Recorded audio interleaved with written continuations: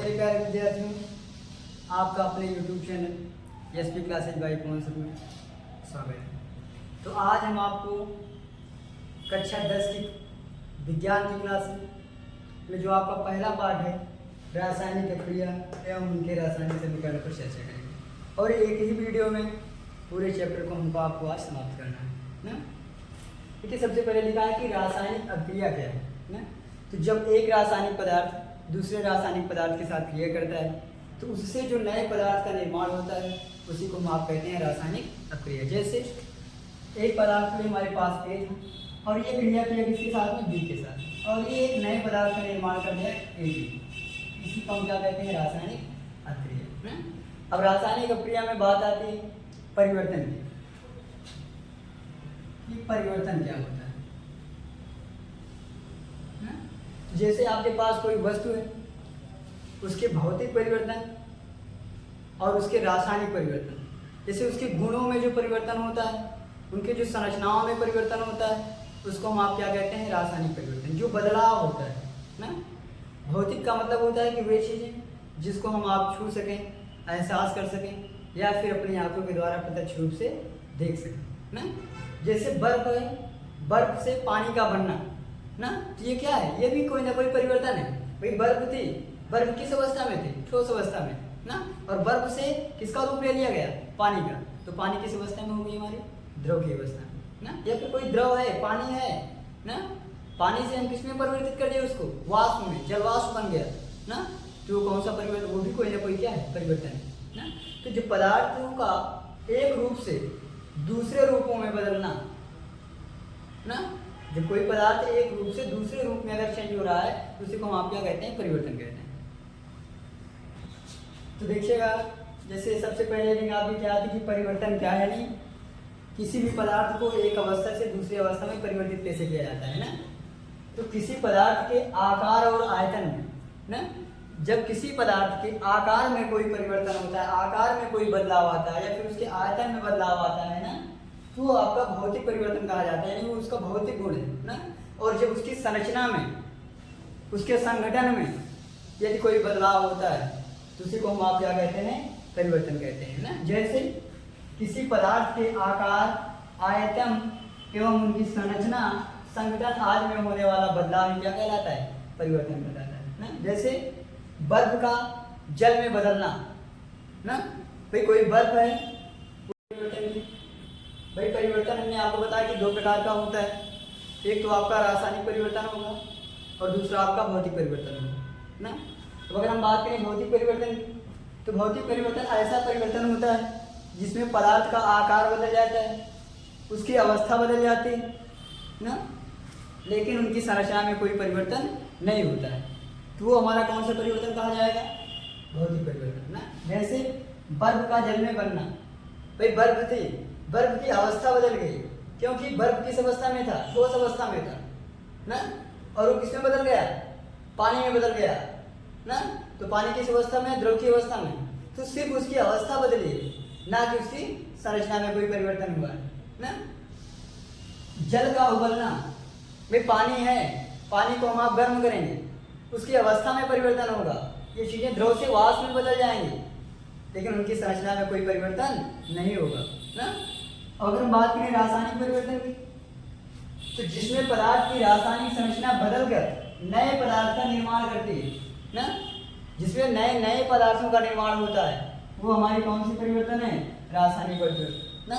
जैसे लोहे पर जंग का लगना, लकड़ी का जलना, ये सब कौन से परिवर्तन के अंतर्गत आते हैं, भाई रासायनिक परिवर्तन के ना। देखिएगा भाई, रासायनिक परिवर्तन भी कितने प्रकार का होता है, दो प्रकार का होता है ना।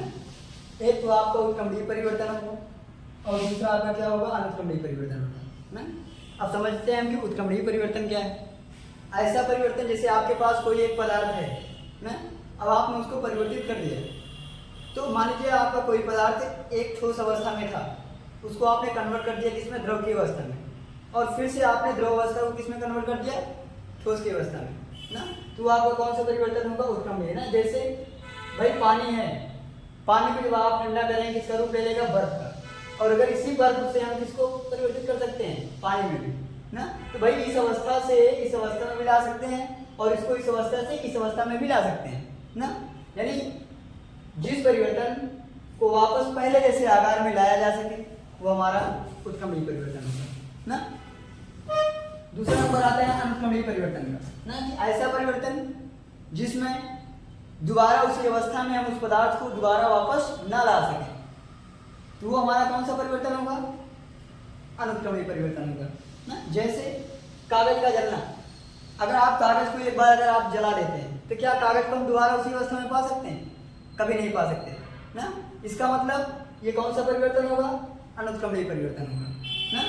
दूध से दही का बनना, भाई दूध से अगर हम दही का निर्माण करते तो क्या फिर हम किसी भी माध्यम से दही को दूध में कन्वर्ट कर सकते हैं दोबारा? नहीं कर सकते। अगर जब नहीं कर सकते तो इसका मतलब ये कौन सा परिवर्तन होगा? अनुक्रमणीय परिवर्तन होगा ना। अब देखिएगा सबसे पहले ही हमारी क्या बनती है कि रासायनिक क्रिया क्या है ना।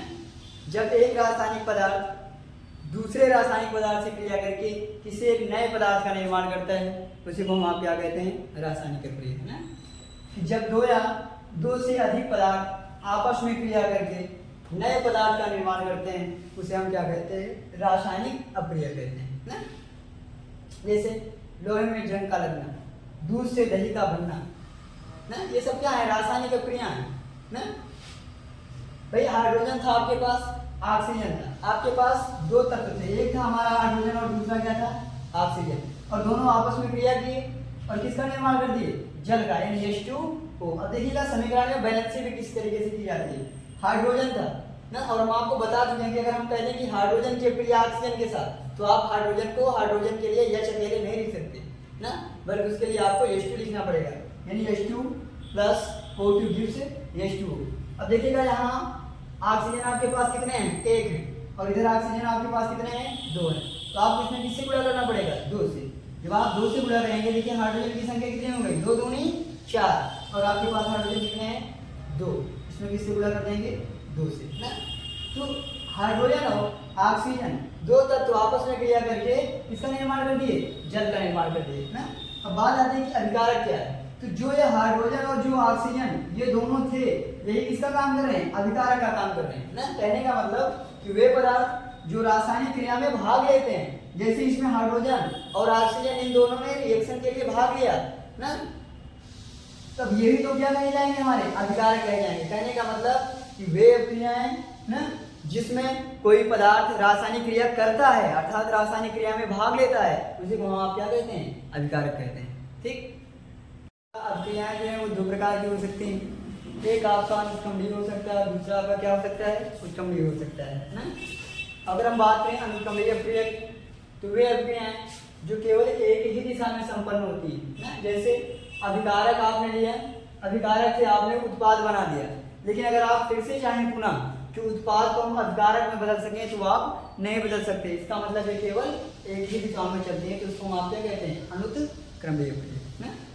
अब बात करें अगर हम उत्क्रमणीय अप्रिय की ना, तो वे अप्रियाएं जो दोनों दिशाओं में संपन्न होती है ना, जो दोनों दिशाओं में संपन्न होती है उसको हम आप क्या कहते हैं?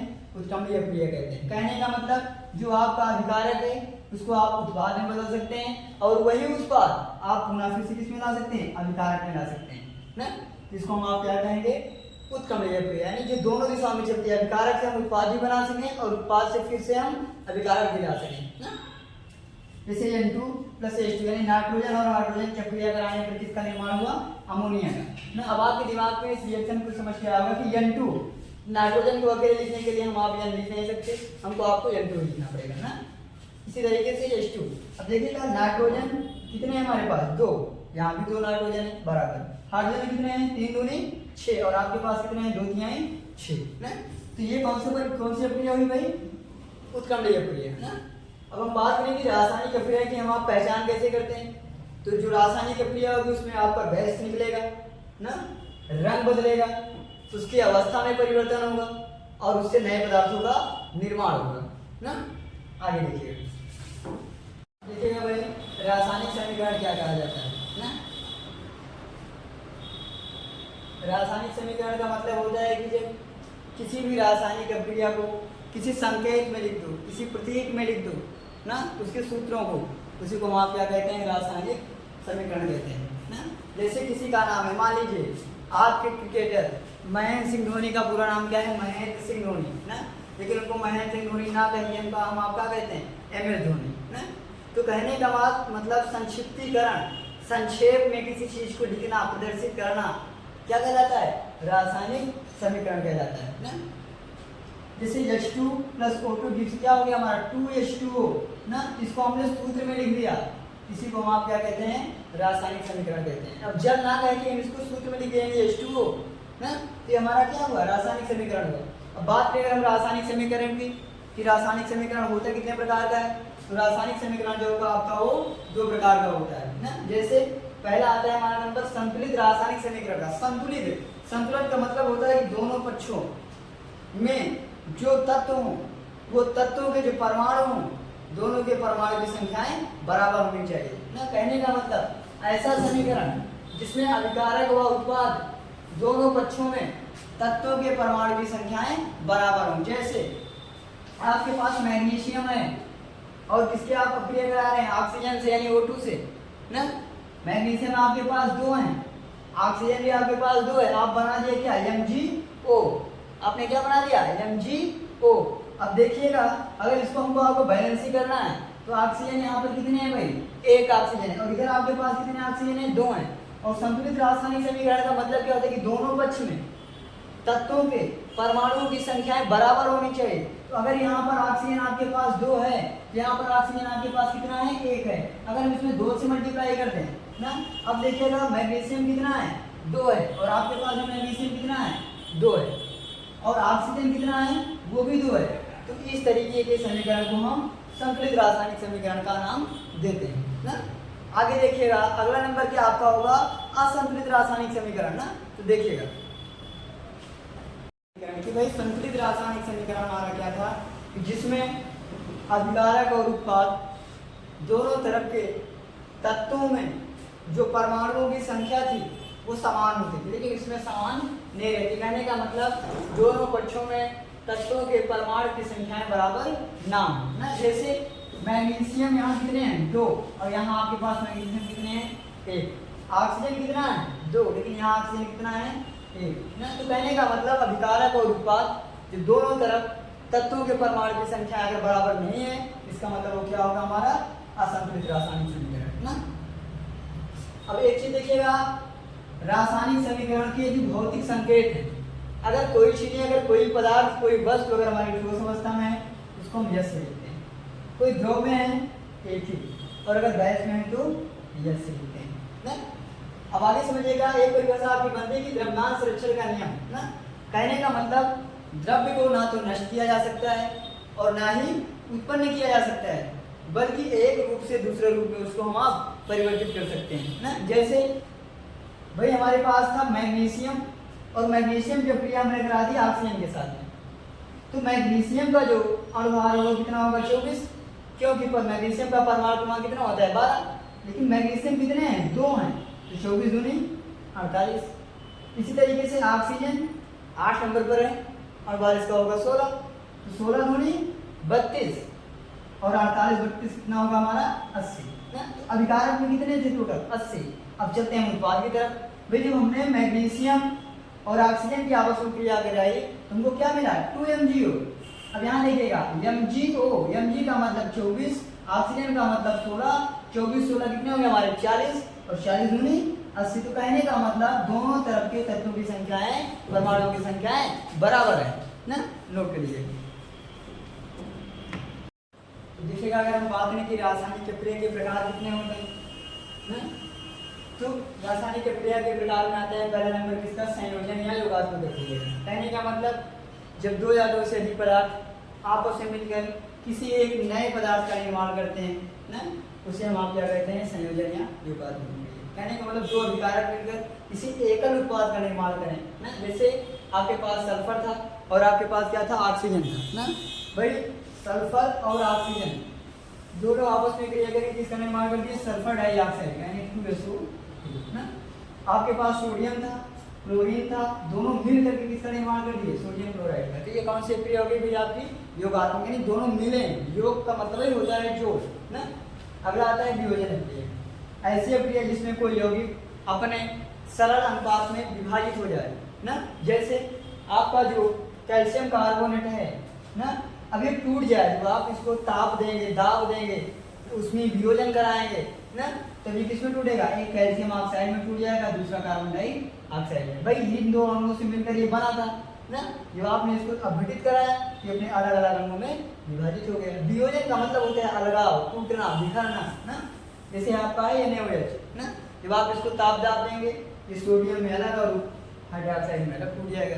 ठीक भाई, देखिएगा भाई आपकी अगली रीडिंग क्या है, ऊष्मीय वियोजन। कहने का मतलब जब किसी अभिक्रिया में कोई अभिकारक ऊष्मा या ताप के प्रभाव में अपघटित होता है उसे हम आप क्या कहते हैं, ऊष्मीय वियोजन कहते हैं ना। जैसे कैल्शियम कार्बोनेट था, इसको हमने टेम्परेचर दिया, ताप दिया, या किसी टूट गया, कैल्शियम ऑक्साइड और कार्बन डाइऑक्साइड। अगला नंबर आता है आपका प्रकाशीय वियोजन। सेम वही चीज कि जब कोई अभिक्रिया प्रकाश की उपस्थिति में, किसकी उपस्थिति में, सूर्य के प्रकाश की उपस्थिति में अपघटित होता है उसको हम आप क्या कहते हैं, प्रकाशीय वियोजन कहते हैं। जैसे ना भाई आपके पास था सिल्वर क्लोराइड ना, आप सूर्य के प्रकाश की उपस्थिति में इसको आपने गर्म किया, ये किस में टूट गया, Ag अलग हो गया और क्लोरीन अलग हो गया ना। इसी तरीके से नंबर आता है विद्युत वियोजन। कहने का मतलब जब कोई अभिक्रिया विद्युत के प्रभाव में अपने सरल अणुओं में अपघटित हो जाए, वियोजित हो जाए, उसको हम आप क्या कहते हैं, विद्युत वियोजन अभिक्रिया। जैसे जल था ना, अब ये किसमें टूट गया, हाइड्रोजन में और ऑक्सीजन में। तो समझ में आया होगा, नोट कर लीजिए।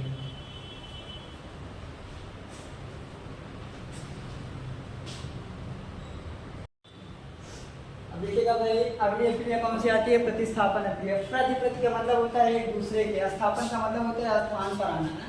तो कहने का मतलब ऐसी अभिक्रिया जिसमें किसी यौगिक के अणु या परमाणु के स्थान पर कोई दूसरा अणु या परमाणु आ जाए ना। जैसे CH4 + Cl2 यानी मेथेन। CH4 किसका सूत्र है, मेथेन का है ना। मेथेन की अभिक्रिया आपको कराना है किससे, क्लोरीन के साथ ना। अब देखिए CH4 हाइड्रोजन के कितने अणु हैं, 4 अणु ना। तो हाइड्रोजन के एक अणु के स्थान पर कौन आ गया, एक Cl आ गया ना। कहने का मतलब CH3Cl, और जो ये Cl का स्थान था ये किसने ले लिया, एक हाइड्रोजन ने। कहने का मतलब यह Cl यानी मेथिल क्लोराइड, मेथिल क्लोराइड और साथ में हाइड्रोक्लोरिक अम्ल ना। इसी तरीके से अगली अभिक्रिया क्या होती है हमारी, विस्थापन अभिक्रिया ना। कहने का मतलब जब कोई अधिक क्रियाशील जब कोई तत्व होता है तो वह अपने से कमजोर तत्व यानी कम क्रियाशील वाले तत्व को क्या कर देता है, विस्थापित कर देता है, हटा देता है उसको ना। तो वो कहा जाता है विस्थापन अभिक्रिया ना। जैसे Na2SO4 सॉरी Zn + CuSO4, भाई जिंक की अभिक्रिया आपने किसके साथ में कराई, कॉपर सल्फेट के साथ में ना। तो जो जिंक था ना ये अधिक सक्रिय था, ये ज्यादा क्रियाशील था किसकी अपेक्षा, कॉपर की अपेक्षा। तो इसने क्या काम किया कि कॉपर के प्लेस को हटा दिया, कॉपर के स्थान पर खुद कब्जा जमा लिया और कॉपर को कहां कर दिया, दूर कर दिया ना। कहने का मतलब ZnSO4 यानी जिंक सल्फेट प्लस साथ में कॉपर, ये कौन सी अभिक्रिया थी भाई, विस्थापन अभिक्रिया ना। अब बात करते हैं द्विविस्थापन अभिक्रिया की। तो द्विविस्थापन का मतलब क्या होता है कि जैसे आपके पास कोई दो यौगिक हैं ना, और उसने अपने अणुओं का आदान प्रदान कर लिया, उसने अपना अणु इस वाले को उठा के दे दिया और इसने अपना एक अणु उठाकर इस वाले को दे दिया ना। जैसे ऐसी अभिक्रिया जिसमें दो यौगिक अपने आयनों का आदान और प्रदान, आदान प्रदान का मतलब होता है लेन देन यानी क्रम विनिमय ना। जैसे सोडियम सल्फेट का बेरियम क्लोराइड के साथ क्रिया किया, अब इसने क्या किया कि ये बेरियम अपना क्लोरीन उठा के दे दिया सोडियम को, तो ये बना दिया 2NaCl, और ये सोडियम क्या किया कि अपना सल्फेट किसको दे दिया, बेरियम को, और ये बना दिया बेरियम सल्फेट। इसी तरीके से ये Cl और NaOH की क्रिया, भाई हाइड्रोजन क्या किया कि अपना क्लोरीन दे दिया किसको, सोडियम को, और इसने बना दिया सोडियम क्लोराइड, और ये जो है यानी अपना OH दे दिया किसको, H को, और ये बन गया H2O। नोट कर लीजिए। अब देखिएगा अगली अभिक्रिया आपकी क्या है भाई, उभय अपघटन ना। कहने का मतलब जब दो यौगिक अपने धन आयनों और ऋण आयनों का आदान प्रदान करते हैं। कहने का मतलब इसमें क्या होता है कि इसमें आयनों का लेन देन होता है ना। जैसे AB था एक और दूसरा था CD ना। अब जो है B वाला चला गया किसके साथ में, C वाले के साथ में, और D वाला चला गया किसके साथ में, A वाले के साथ में, यानी AD + BC यानी CD ना। जैसे AgNO3 सिल्वर नाइट्रेट की अभिक्रिया आपने कराई किसके साथ में, सोडियम क्लोराइड के साथ में। अब देखिएगा ये नाइट्रेट जो है ये चला जाएगा किसके साथ में, Na के साथ में, NaNO3, और ये Cl किसके साथ में चला जाएगा, Ag के साथ में ना। अब वो अपना ऋणायन उस धनायन को दे देगा और उस धनायन का ऋणायन अपने पास ले लेगा ना। अगली क्रिया क्या है, अवक्षेपण क्रिया ना। ऐसे क्रिया जिसमें दोनों विलयनों को मिलाने पर आघूलनशील ठोस अवक्षेप पदार्थ बने। भाई दो विलयन लीजिए, एक आप सिल्वर नाइट्रेट का विलयन ले लीजिए, एक सोडियम क्लोराइड का ले लीजिए। अब इन दोनों को जब आप मिलाएंगे तो आपका जो अवक्षेप बनेगा वो कैसे होगा, ठोस अवस्था में ना। जैसे AgCl है, सिल्वर क्लोराइड है, ये ठोस अवस्था में क्या होता है, नीचे बैठ जाता है, पेनी में बैठ जाता है, और जो NaNO3 का है, ये NaNO3 का घोल जो है ऊपर तैरता रहता है ना। और एक क्रिया आपकी बनती है उदासीनीकरण क्रिया ना। कहने का मतलब जब अम्ल और क्षार आपस में क्रिया करते हैं तो ऐसी अक्रिया उदासीनीकरण अक्रिया कहलाती है। और जिसमें उससे जो ऊष्मा निकलती है उस ऊष्मा को हम क्या कहते हैं, उदासीनीकरण ऊष्मा। जैसे हाइड्रोक्लोरिक अम्ल था ना, और आपने इसकी अक्रिया किसके साथ में करा दी, सोडियम हाइड्रोक्साइड के साथ में ना, तो किसका निर्माण हो गया, सोडियम क्लोराइड और जल बन गया। ठीक, ओके।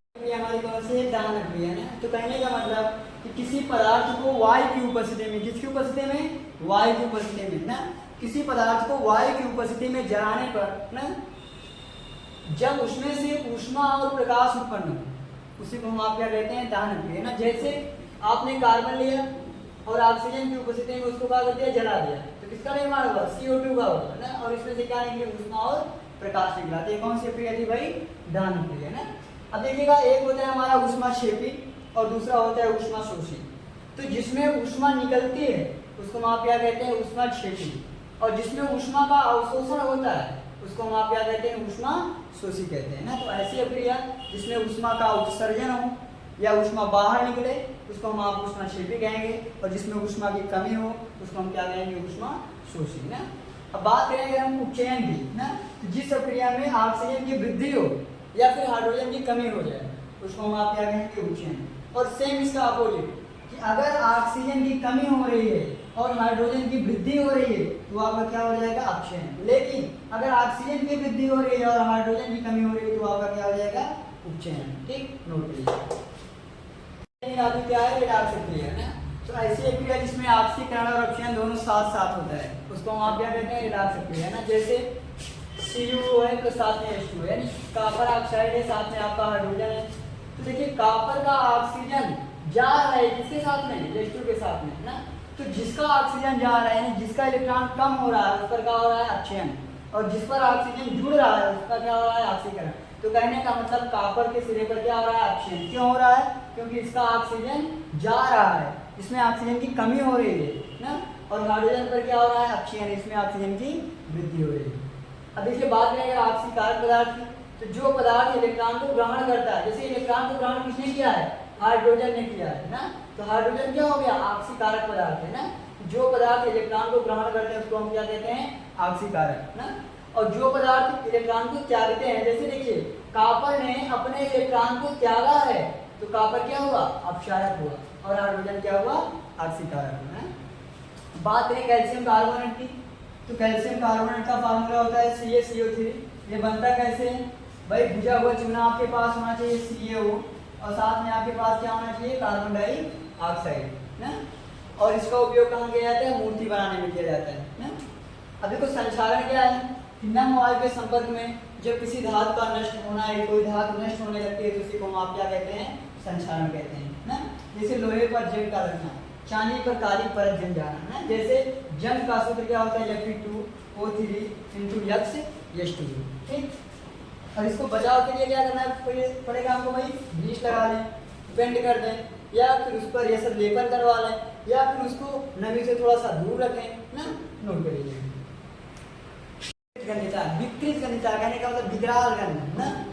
तो देखिए जैसे आपके पास कोई तला भुजा हुआ चीज होता है, कोई खाद्य पदार्थ होता है जो वर्षा युक्त होता है, जब आप उसको लंबे समय तक रख देते हैं तो वह ऑक्सीजन की उपस्थिति में आकर के उसमें एक विशेष प्रकार की गंध आने लगती है ना, और उसी को हम आप क्या कहते हैं, विकृत गंधता ना। कहने का मतलब तैलीय या वर्षा युक्त खाद्य पदार्थ वायु के संपर्क में अपचयित हो जाता है और उसमें से एक विशेष प्रकार की गंध आने लगते हैं, और वही गंध क्या कहलाती है? विपरीत गंधिता कहलाती है। अब देखिएगा, अब इससे बचने के लिए इसमें हम ऑक्सीकारक पदार्थ का या तो उपयोग करें, या फिर इसमें नाइट्रोजन गैस का प्रयोग करें, या फिर इसको हम रेफ्रिजरेटर में रखें। अब देखिएगा, आपके मन में एक सवाल आता होगा कि जो चिप्स की पैकेट होती है ना, वो भी चिप्स जो है तली भुनी हुई चीज़ होती है, लेकिन वो पन्नी में रहती है, लेकिन वो कभी नरम नहीं पड़ती ना, और वो कभी खराब नहीं होती। क्यों? क्योंकि उसमें नाइट्रोजन गैस भरी जाती है ना, और उसको वायुरोधी बनाया जाता है कि उसमें कहीं से भी वायु पहुँच ना सके।